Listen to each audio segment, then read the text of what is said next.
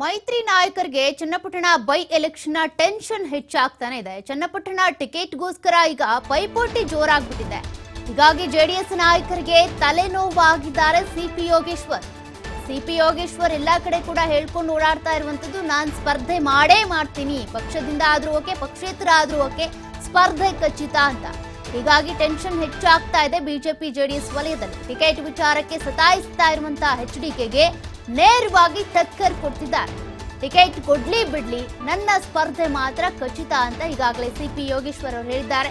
ಕ್ಷೇತ್ರದಲ್ಲಿ ಪಕ್ಷ ಸಂಘಟಿಸಿದ್ದು ನಾನೇ, ಮೈತ್ರಿಯ ಕಾರಣಕರ್ತನೂ ನಾನೇ. ಈಗ ಈ ವಿಚಾರದಲ್ಲಿ ದೋಸ್ತಿ ನಾಯಕರು ತಾತ್ಸಾರವನ್ನ ತೋರಿಸ್ತಿದ್ದಾರೆ. ಟಿಕೆಟ್ ಕೊಡೋ ವಿಚಾರದಲ್ಲಿ, ಕ್ಷೇತ್ರದ ವಿಚಾರದಲ್ಲಿ ನನ್ನದು ರಾಜಿ ಇಲ್ವೇ ಇಲ್ಲ ಅಂತ ಸಿಪಿ ಯೋಗೇಶ್ವರ್ ಅವರು ಸ್ಪಷ್ಟನೆ ಕೊಟ್ಟಿದ್ದಾರೆ. ಗೌರವಯುತವಾಗಿ ಮೈತ್ರಿ ಧರ್ಮದ ನಿಯಮ ಪಾಲನೆ ಮಾಡಬೇಕು. ನಾನೀಗಾಗಲೇ ಪಕ್ಷ ಸಂಘಟನೆ ಮಾಡಿದ್ದೇನೆ, ಲೋಕಸಭಾ ಚುನಾವಣೆಗೋಸ್ಕರ ದುಡಿದಿದ್ದೇನೆ.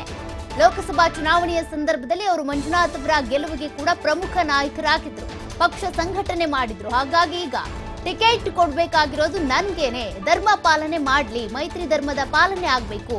ಸ್ವಾಭಿಮಾನದ ವಿಚಾರಕ್ಕೆ ಬಂದ್ರೆ ನೋ ಕಾಂಪ್ರಮೈಸ್ ಅಂತ ಸಿಪಿ ಯೋಗೇಶ್ವರ್ ಅವರು ಸ್ಪಷ್ಟವಾಗಿ ಹೇಳ್ತಿದ್ದಾರೆ.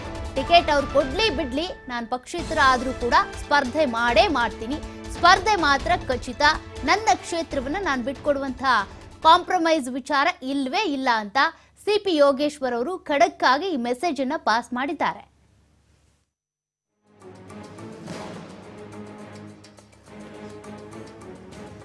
ಡೀಟೇಲ್ಸ್ ಕೊಡ್ತಾರೆ ನಮ್ಮ ಪ್ರತಿನಿಧಿ ರಾಕೇಶ್. ಈಗಾಗಲೇ ಸಿಪಿ ಯೋಗೇಶ್ವರ್ ಅವರ ನಡೆ ಏನು ಅನ್ನುವಂತ ಕುತೂಹಲಕ್ಕೆ ಅವರು ಈಗಾಗಲೇ ಪ್ರತಿಕ್ರಿಯೆ ಕೂಡ ಕೊಟ್ಟಿದ್ದಾರೆ. ನಾನು ಸ್ಪರ್ಧೆ ಮಾಡೇ ಮಾಡ್ತೀನಿ, ಪಕ್ಷೇತರ ಆದ್ರೂ ಓಕೆ, ಪಕ್ಷದಿಂದ ಆದ್ರೂ ಓಕೆ ಅಂತ. ಈಗ ಸದ್ಯಕ್ಕೆ ಬಿಜೆಪಿ ಜೆಡಿಎಸ್ ವಲಯದಲ್ಲಿ ಇದೇ ಚರ್ಚೆ ಆಗ್ತಾ ಇದೆ. ಟಿಕೆಟ್ ಕೊಡ್ತಾರಾ ಕೊಡಲ್ವಾ ಅಂತ. ಸಿಪಿ ಯೋಗೇಶ್ವರ್ ಅವರಿಗೆ ಟಿಕೆಟ್ ಕೊಡ್ಲಿಲ್ಲ ಅಂದ್ರೆ ಸಿಪಿ ಯೋಗೇಶ್ವರ್ ಅವರ ನಡೆ ಏನು ಅಂತ. ಸೌಖ್ಯ, ಚನ್ನಪಟ್ಟಣದ ಬೈ ಎಲೆಕ್ಷನ್ ನಲ್ಲಿ ಮೈತ್ರಿ ಪಕ್ಷದ ಅಭ್ಯರ್ಥಿಯಾಗಿ ನಾನು ಸ್ಪರ್ಧೆ ಮಾಡುವುದು ಖಚಿತ ಅನ್ನುವಂತ ಮಾತನ್ನ ಟಿಕೆಟ್ ಆಕಾಂಕ್ಷಿಯಾಗಿರುವಂತಹ ಬಿಜೆಪಿಯ ಸಿಪಿ ಯೋಗೇಶ್ವರ್ ಅವರು ಹೇಳ್ಕೊಂಡಿದ್ದಾರೆ. ಟಿಕೆಟ್ ಅನ್ನ ಮೈತ್ರಿ ನಾಯಕರು ಘೋಷಣೆ ಮಾಡ್ತಾರೋ ಬಿಡ್ತಾರೋ, ಆದ್ರೆ ನಾನಂತೂ ಸ್ಪರ್ಧೆ ಮಾಡುವುದು ಪಕ್ಕ ಅನ್ನುವಂಥದ್ದನ್ನ ಸ್ಪಷ್ಟಪಡಿಸಿದ್ದಾರೆ. ನಿನ್ನೆ ನಡೆದಂತಹ ಸಭೆಯಲ್ಲಿ ಅವರ ಜೊತೆಗಿದ್ದಂತಹ ನಾಯಕರುಗಳಿಗೆ ಅವರು ಈ ವಿಚಾರವನ್ನ ಕೂಡ ಹೇಳ್ಕೊಂಡಿದ್ದಾರೆ ಅನ್ನುವಂತ ಮಾಹಿತಿ ಸಿಕ್ಕಿದೆ. ಪಕ್ಷದ ಟಿಕೆಟ್ ಅನ್ನ ನಾನು ನಿರೀಕ್ಷೆ ಮಾಡ್ತಾ ಇದ್ದೇನೆ. ಪಕ್ಷದಲ್ಲಿ, ಕ್ಷೇತ್ರದಲ್ಲಿ ನನ್ನ ಬಲಗೊಳಿಸುವಂತ ವಿಚಾರಗಳಿಗೆ, ಪಕ್ಷ ಸಂಘಟನೆ ವಿಚಾರಕ್ಕೆ ನಾನು ಏನ್ ಮಾಡಬೇಕು ಅವೆಲ್ಲವನ್ನ ಮಾಡಿಕೊಟ್ಟಿದ್ದೇನೆ. ಮೈತ್ರಿಯ ವಿಚಾರವನ್ನು ಕೂಡ ಗಟ್ಟಿಗೊಳಿಸುವ ಪ್ರಕ್ರಿಯೆಯಲ್ಲಿ ನಾನು ಇಲ್ಲಿವರೆಗೂ ಕೆಲಸವನ್ನ ಮಾಡಿದ್ದೇನೆ. ಆ ಬಳಿಕ ಪಕ್ಷ ಸಂಘಟನೆಯ ಕಾರ್ಯದಲ್ಲೂ ಕೂಡ ತೊಡಗಿಸಿಕೊಂಡಿದ್ದೇನೆ. ಈಗ ನಮ್ಮ ಪಕ್ಷದಲ್ಲಿ ನನಗೆ ಟಿಕೆಟ್ ಕೊಡುವ ವಿಚಾರದಲ್ಲಿ ಯಾವುದೇ ಗೊಂದಲ ಇಲ್ಲ. ಆದ್ರೆ ಮೈತ್ರಿ ನಾಯಕರು ಈ ವಿಚಾರದಲ್ಲಿ ಯಾಕೆ ಅಡ್ಡಗೋಡೆ ಮೇಲೆ ದೀಪ ಇಡುವಂತ ಸನ್ನಿವೇಶ ನಿರ್ಮಾಣ ಮಾಡ್ತಿದ್ದಾರೆ ಅನ್ನುವಂತ ಪ್ರಶ್ನೆಯನ್ನು ಅವರು ಕೇಳ್ಕೊಂಡಿದ್ದಾರೆ. ಹಾಗಾಗಿ ನಾಯಕರೆಲ್ಲರೂ ಕೂಡ ಈ ವಿಚಾರದಲ್ಲಿ ಸ್ಪಷ್ಟ ನಿರ್ಧಾರವನ್ನ ತೆಗೆದುಕೊಳ್ಳಿ. ನಾನು ಪಕ್ಷದ ಟಿಕೆಟ್ ಕೊಟ್ರೆ ಪಕ್ಷದ ಸಿಂಬಲ್ ಅಡಿ ನಿಂತು ಗೆಲ್ತೇನೆ, ಇಲ್ಲದಿದ್ರೆ ಪಕ್ಷೇತರವಾಗಿ ಆದ್ರೂ ನಿಂತು ನಾನು ಸ್ಪರ್ಧೆ ಮಾಡುವುದು ಖಚಿತ. ಆ ಬಳಿಕ ಈ ನನ್ನ ನಿರ್ಧಾರಕ್ಕೆ ಯಾರು ಆಕ್ಷೇಪ ವ್ಯಕ್ತಪಡಿಸಬಾರದು ಅನ್ನುವಂತಹ ನೇರ ಮಾತನ್ನ ಹೇಳಿದ್ದಾರೆ. ಆ ಮುಖಾಂತರ ಜೆಡಿಎಸ್ನವರು ತಮ್ಮ ಟಿಕೆಟ್ ಹಂಚಿಕೆ ವಿಚಾರಕ್ಕೆ ಮಾಡಿರುವಂತಹ ಆಕ್ಷೇಪಕ್ಕೆ ತಿರುಗೇಟನ್ನು ನೀಡಿ ಸ್ಪರ್ಧೆ ಖಚಿತ ಅನ್ನೋದನ್ನು ಸ್ಪಷ್ಟಪಡಿಸಿದ್ದಾರೆ.